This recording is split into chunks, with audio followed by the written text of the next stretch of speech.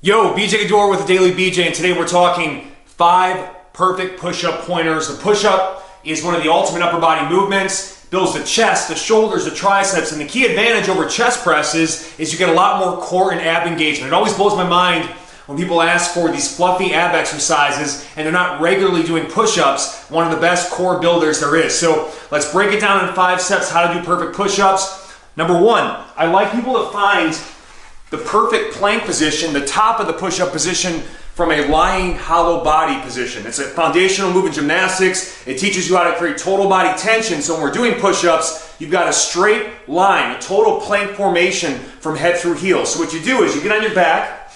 You're gonna really focus on flattening the lower back into the floor, starting a tuck position. You're gonna squeeze the legs together, block the feet together, crunch the abs. Chin is tucked here, and all I'm going to do is basically extend my legs out and then reach my arms in front of my body as I would in a push-up. And the big focus here is you actually do it at the top of the push-up. You want to protract your shoulder blades, push them away from each other, reach to the sky. There's a slight rounding of the upper back, and I've got my whole body zipped up from heels to chest. Everything is tight and engaged, and that is the position I want to maintain. Clenched glutes, tense thighs, squeezing the legs together, blocking the feet together, crunching the abs, and pushing the shoulder blades away from each other.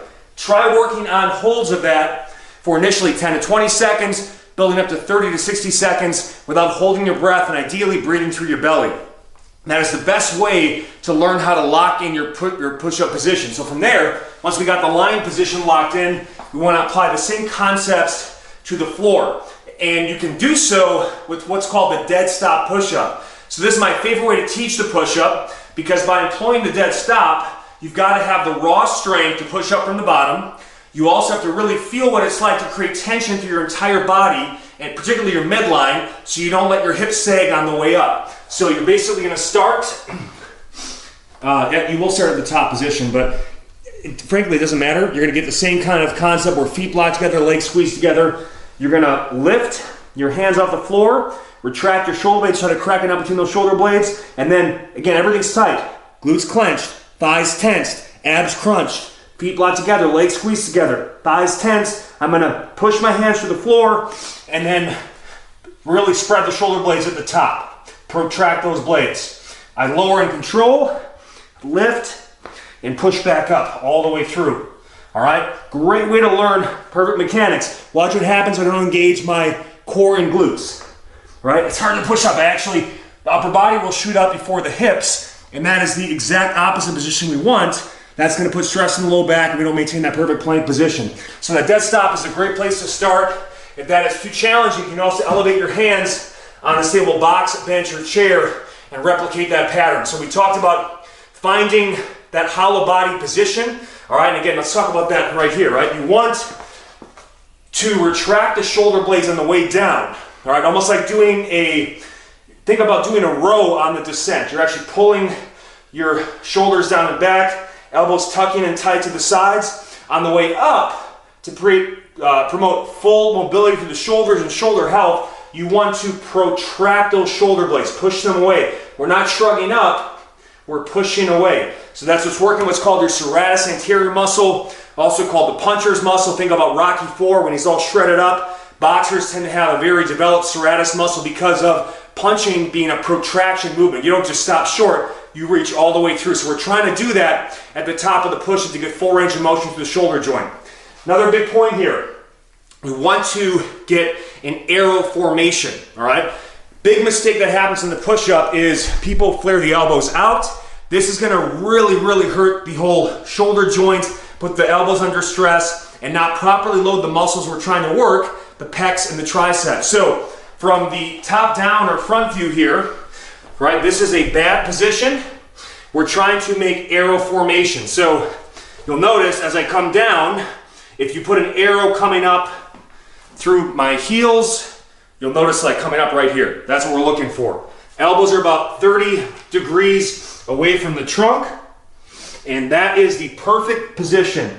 Your shoulders are going to be at their strongest and most stable, and that is a big target on these versus this, which just feels awful. The analogy I always give too, I was a lineman in college, D-line, but I also played O-line in high school. I know the drill.